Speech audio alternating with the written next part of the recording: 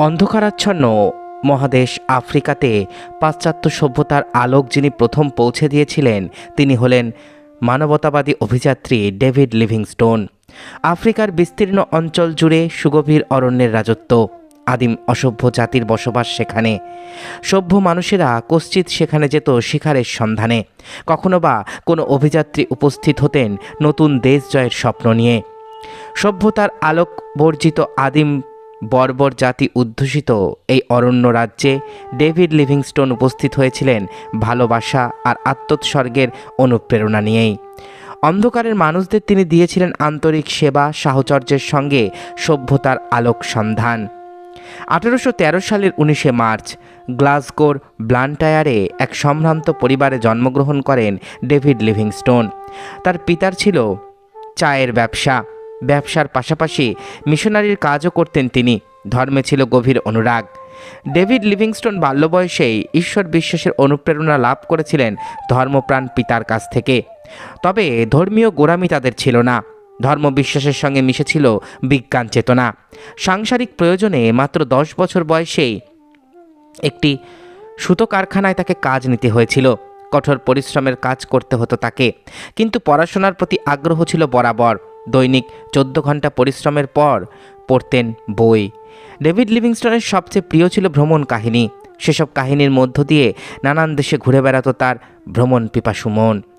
এই সময় এক জার্মান মিশনারির লেখা একটি বই পড়ে মিশনারি জীবনের প্রতি আকৃষ্ট হন তিনি। সংকল্প করেন মিশনারি জীবনই গ্রহণ করবেন। যাই হোক, এক ভাই এবং বাবার উৎসাহে 23 বছর বয়সে ডেভিড লিভিংস্টোন গ্লাসগো বিশ্ববিদ্যালয়ে ভর্তি হলেন।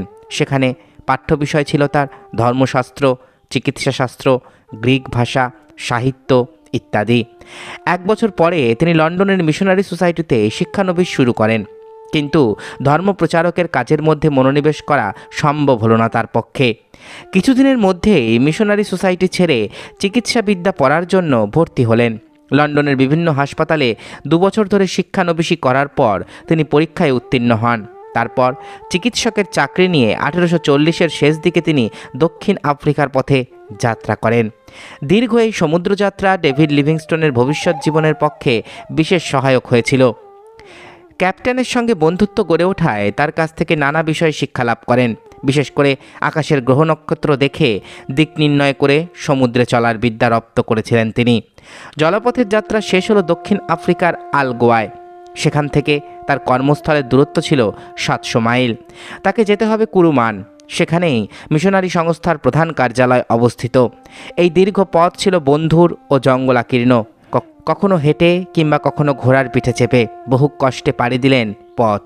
পৌঁছলেন কুরুমান এবং সেখান থেকে অন্ধকারাচ্ছন্ন মহাদেশ আফ্রিকার মাটিতে শুরু হলো ডেভিড লিভিংস্টোনের কর্মজীবন। আদিম অধিবাসী অধ্যুষিত এই অঞ্চলে সময়ে কাজ করতে হতো ডেভিডকে। সঙ্গের লোকজন এবং প্রয়োজনীয় জিনিসপত্র নিয়ে বেরিয়ে পড়তেন দূর দূর অঞ্চলে। অরণ্যবাসী মানুষের চিকিৎসার সঙ্গে চলত ধর্মের শিক্ষা এবং ধর্মান্তকরণের প্রয়াস। যেমন পরিশ্রম সাপেক্ষ ছিল এই কাজ, তেমনই ছিল বিপদ সংকুল। শিক্ষার আলো তখনও পৌঁছায়নি এমন সব অঞ্চলে ঘুরে ফিরে কাজ করতে হতো তাকে। কয়েক মাস ধরে চলল তার পরিক্রমা। তারপর ফিরে আসলেন আবার কুরুমানে। নতুন কিছু জানা বা দেখার প্রতি তার আগ্রহ ছিল সহজাত। তাই কর্মসূত্রে যখনই যেখানে যেতেন সেখানকার প্রাকৃতিক পরিবেশ, ভূপ্রকৃতি, জীবজন্তু, গাছপালা প্রভৃতি বিষয় গভীরভাবে পর্যবেক্ষণ করতেন ডেভিড লিভিংস্টোন। এই কুরুমান অঞ্চলে মিশনারি সংস্থার প্রধান কর্মকর্তা ছিলেন ডক্টর রবার্ট। তার একমাত্র কন্যা মেরিও ছিল সেই মিশনারি দলের সদস্য। আফ্রিকাতে এসে এই মেরির সঙ্গেই প্রণয়ের সম্পর্ক গড়ে ওঠে ডেভিড লিভিংস্টোনের এবং এই মেরিকে বিবাহ করেন তিনি। তারপর সংস্থার কাজে ইস্তফা দিয়ে চলে আসেন কুরুমান থেকে 200 কিমি দূরে মাবেস্তা নামক স্থানে। এখানে নিজেদের চেষ্টায় গাছের গুড়ি দিয়ে জঙ্গলের প্রান্তে একটা বাড়ি তৈরি করে বসবাস করতে লাগলেন। সভ্য সমাজের দুটি মানুষের পক্ষে আফ্রিকার আদিম অরণ্যে বসবাস যে মোটেই সুখপ্রদ এবং নিরাপদ ছিল না তা বলাই বাহুল্য। কিন্তু প্রতিকূল পরিস্থিতি কোনোভাবেই এই দম্পতিকে হতোদ্যম করতে পারেনি। অল্পদিনের মধ্যেই স্বামীর অনাড়ম্বর কঠোর জীবনের সঙ্গে নিজেকে সম্পূর্ণরূপে মানিয়ে নিলেন মেরি। হয়ে উঠলেন লিভিংস্টোনের উপযুক্ত সহধর্মিণী। বিপদসংকুল পরিবেশ, তার মধ্যে স্ত্রীকে রেখে ছোট ছোট অভিযানে বেরোতে থাকেন ডেভিড লিভিংস্টোন। সঙ্গে লোকজন থাকলেও তিনিই ছিলেন দলের পরিচালক। এমনই একদিন অভিযান থেকে বাড়ি ফিরছেন, সঙ্গী সাথীদের পেছনে রেখে এগিয়ে চলেছেন। সহসা জঙ্গল থেকে বেরিয়ে এলো এক সিংহ। সঙ্গে সঙ্গে বন্দুক তুলে গুলি করলেন তিনি। গুলির আঘাতে সামান্য আহত হলো সেই সিংহ, কিন্তু সে না পালিয়ে প্রচণ্ড আক্রোশে ঝাঁপিয়ে পড়ল ডেভিড লিভিংস্টোনের ওপর। ক্ষিপ্র গতিতে একপাশে সরে গিয়ে নিজেকে রক্ষা করতে সক্ষম হলেন তিনি, কিন্তু সিংহের থাবায় বাঁ হাতের খানিকটা মাংস ঝুলে পড়ল তার। ততক্ষণে পেছনের লোকজন এসে পড়ায় ভয়ে পালিয়ে যায় সেই সিংহ। সকলে ধরাধরি করে তাকে বাড়িতে নিয়ে আসে। কয়েক মাসের সেবা শুশ্রূষায় তিনি সুস্থ হয়ে উঠলে বাঁ হাতটি কিন্তু তার কমজোরি থেকে যায় চিরদিনের মতো। মিশনারির কাজকর্ম এমনই যে বেশি দিন তিনি এক জায়গায় বসবাস করতে পারতেন না। তাই কিছুদিনের মধ্যেই মাবেস্তা ত্যাগ করে পশ্চিমে এগিয়ে লিভিংস্টোন আস্তানা গাড়লেন বোবেঙ্গো নদীর তীরে। এখানকার অধিবাসীদের চাষবাসই ছিল জীবিকা। তিনি তাদের শেখালেন উন্নত কৃষি প্রণালী, জলসেচের বিভিন্ন উপায়। নতুন পদ্ধতি পেয়ে স্থানীয় অধিবাসীরা উৎসাহিত হলো। এই সময়ে 1849 নাগাদ উত্তরের অনাবিষ্কৃত অঞ্চল খুঁজে বার করার জন্য দুজন ইংরেজ অভিযাত্রীর সঙ্গে ডেভিড লিভিংস্টোন নাগানি নামের হ্রদের সন্ধানে বেরোলেন। অমানসিক কষ্ট সহ্য করে শেষ পর্যন্ত তারা এসে পৌঁছলেন সেই নাগানি হ্রদে। ডেভিড লিভিংস্টোনের প্রথম উল্লেখযোগ্য আবিষ্কার ছিল এই হ্রদ। পরের বছরই স্ত্রী ও ছেলেমেয়েদের সঙ্গে নিয়ে তিনি আবার আফ্রিকার অজানা অঞ্চলের সন্ধানে বেরিয়ে পড়েন।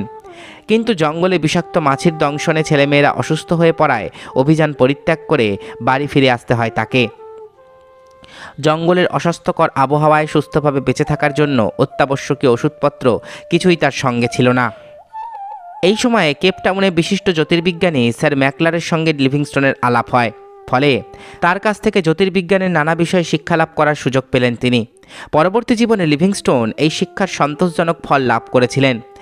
কেপটাউনের কাজ মিটে গেলে আবার কোবেঙ্গোর বাড়িতে ফিরে আসেন তিনি, কিন্তু সেখানে তার জন্য অপেক্ষা করছিল মর্মান্তিক দৃশ্য।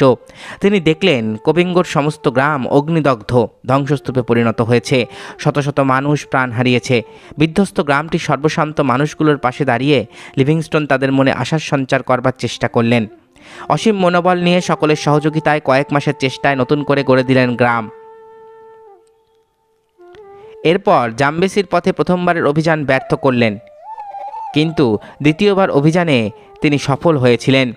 27 জন আদিবাসী সঙ্গী নিয়ে চলতে লাগলো তার এই অভিযান দুর্ধর্ষ বন্য উপজাতি এলাকায়। তাদের প্রকৃতি এমনই হিংস্র যে অতি তুচ্ছ কারণেই তারা মানুষ মেরে ফেলতেও দ্বিধাবোধ করে না। অসুস্থ শরীরে এই অভিযান সম্পন্ন করেন তিনি। আদিবাসীদের আক্রমণের পথ রোধ করেও তিনি অভিযান করেছিলেন। এমনই নানা প্রতিকূলতার মধ্য দিয়ে অগ্রসর হয়ে একসময় তিনি অ্যাঙ্গোলায় পৌঁছান। সেখানে পর্তুগিজ সেনাবাহিনীর ছাউনি থেকে পথনির্দেশ পান। 1854 31 মে উপস্থিত হন সমুদ্র তীরের সাও পাওলো দা লুয়ান্ডায়। এইভাবে তিনি সমুদ্র উপকূলে পৌঁছাবার সহজতম পথ খুঁজে পান। ইতিমধ্যে এসে পৌঁছান ইংল্যান্ডে ফিরে যাবার আহ্বান। দলের সদস্যরা দেশে ফেরার জন্য অধীর হয়ে উঠেছিলেন, তাই সকলকে নিয়েই দেশে ফেরার জন্য তৈরি হলেন তিনি। কখনো হেঁটে, কখনো বলদের পিঠে চেপে, কিংবা কখনো সদল বলে এসে পৌঁছালেন লিয়ান্টিতে। স্থানীয় মানুষজন বীরের সম্মান জানিয়ে তাকে অভ্যর্থনা জানালো। উৎসবের আয়োজন হলো, কিন্তু বেশি দিন ঘরে থাকতে পারলেন না তিনি। আবার বেরিয়ে পড়লেন। এবারের আবিষ্কার করলেন পৃথিবীর সর্ববৃহৎ জলপ্রপাত ভিক্টোরিয়া। এই সময় তিনি এমন অঞ্চলে উপস্থিত হলেন যে মৃত্যু ছিল পদে পদে। নরমাংসভোগ উপজাতি অধ্যুষিত এই অঞ্চলে প্রাণ রক্ষার জন্য দিনের বেলায় লুকিয়ে থাকতে হতো জঙ্গলে। খাদ্য ছিল গাছের শিকড়, বুনো ফল আর মধু। অজানা পথের ডাকে ঘুরে বেড়ালেও স্ত্রী, পুত্র এবং স্বদেশের টান অনুভব করতেন বারে বারে। তাই দীর্ঘ 5 বছর আফ্রিকার আদিম অরণ্যে অতিবাহিত করেও ইংল্যান্ডে ফিরে আসেন তিনি। অজানা মহাদেশ আফ্রিকাকে আবিষ্কার করেছেন ডেভিড লিভিংস্টোন, তাই সমগ্র দেশ তাকে জানায় বীরের সম্বর্ধনা। রয়্যাল জিওগ্রাফিক সোসাইটি তাকে সম্মান জানালো ভিক্টোরিয়া পদক দিয়ে। সাম্মানিক ডিগ্রি প্রদান করল অক্সফোর্ড এবং কেমব্রিজ বিশ্ববিদ্যালয়। আফ্রিকা ভ্রমণের অভিজ্ঞতার কথা বর্ণনা করে লিভিংস্টোন কেমব্রিজ বিশ্ববিদ্যালয়ে বক্তৃতা করলেন। বিশ্ববিদ্যালয়ের তত্ত্বাবধানে গঠিত হলো অভিযাত্রী মিশন। লিভিংস্টোনকে এই মিশনের প্রধান নিযুক্ত করা হলো। লন্ডন মিশনারি সোসাইটির সদস্য হিসাবে এতদিন কাজ করেছিলেন তিনি। এবারে সোসাইটি থেকে বিদায় নিয়ে মিশনের দায়িত্ব গ্রহণ করলেন। এরপর আবার নিজের কর্মক্ষেত্র আফ্রিকায় ফিরে আসেন ভাই জনকে সঙ্গে নিয়ে। যাত্রা করলেন জাম্বেসির অভিযানে, কিন্তু ভাগ্য বিরূপ হলো। মাঝপথেই অভিযান পরিত্যক্ত হলো। লন্ডন থেকে খবর এলো প্রিয়তমা পত্নী মেরি মারা গেছেন। স্ত্রীকে অন্তর থেকে ভালোবাসতেন তিনি, তাই তার মৃত্যুতে বিচ্ছেদ বেদনায় মুহ্যমান হয়ে পড়লেন ডেভিড লিভিংস্টোন। সাময়িকভাবে কিছুদিন গৃহবন্দী রইলেন। গোটা আফ্রিকা দেখার অপূর্ণ ইচ্ছা রেখেই লন্ডনগামী জাহাজ ধরে লিভিংস্টোন ইংল্যান্ড পাড়ি দিলেন। সময়টা 1868। ইংল্যান্ডই ছিল তার জন্মভূমি, তবুও সেখানে বেশি দিন তার পক্ষে থাকা সম্ভব হয়নি। তার কর্মভূমি আফ্রিকা বারে বারে তাকে হাতছানি দিয়ে ডাকত। এরপর তিনি নীলনদ পার হয়ে আবার এসে পৌঁছেছিলেন আফ্রিকাতে। শেষ পর্যন্ত শরীরও তার সঙ্গে বিদ্রোহ করল। শয্যাশায়ী হয়ে পড়লেন ডেভিড লিভিংস্টোন। এই সময়ে ঈশ্বরের আশীর্বাদের মতো উপস্থিত হলো এক ইংরেজ অভিযাত্রী। তিনি হলেন মিস্টার H.M. স্ট্যানলি। লিভিংস্টোনের সন্ধান নেবার জন্য স্ট্যানলিকে পাঠানো হয়। তিনি তাকে আবিষ্কার করলেন আরবীয়দের তাঁবুতে। বিধ্বস্ত শীর্ণ চেহারা, মুখ ঢাকা দাড়ি, গায়ের পোশাক জীর্ণ ছেঁড়া। দুজনের পরিচয় হতে ডেভিড লিভিংস্টোন দেহে যেন নতুন প্রাণ পেলেন। দুজনে এক তাঁবুতে কাটালেন দিন কতক। সেবা শুশ্রূষায় অনেকটা সুস্থ হলেন তিনি। বিদায় নেবার আগে স্ট্যানলি অভিযানের উপযুক্ত কুলি, প্রয়োজনীয় জিনিসপত্র দুর্দম লিভিংস্টোনকে জোগাড় করে দিয়ে যান।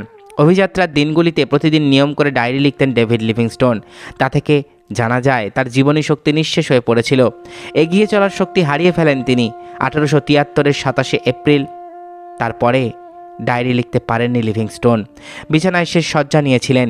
1 মে ভোরবেলা তার প্রিয় নিগ্রো চাকরটি তাঁবুতে ঢুকে দেখল বিছানার পাশে প্রার্থনারত অবস্থায় নিশ্চল দেহ পড়ে আছে মনিবের। প্রাণহীন সে দেহ রেখেছেন ডেভিড লিভিংস্টোন। এতক্ষণ আপনারা শুনলেন বিশ্বখ্যাত অভিযাত্রী ডেভিড লিভিংস্টোনের বর্ণময় জীবন বৃত্তান্ত। আশা করি ভিডিওটি আপনাদের ভালো লেগেছে। আমার চ্যানেলের ভিডিওগুলো যদি আপনাদের ভালো লাগে তাহলে অবশ্যই চ্যানেলটি সাবস্ক্রাইব করুন। পাশে থাকা বেল আইকনটি ক্লিক করে দিন যাতে পরবর্তী ভিডিও নোটিফিকেশান খুব তাড়াতাড়ি আপনাদের কাছে পৌঁছে যায়। আজকের মতো এখানেই শেষ করছি। ভালো থাকবেন সবাই। নমস্কার।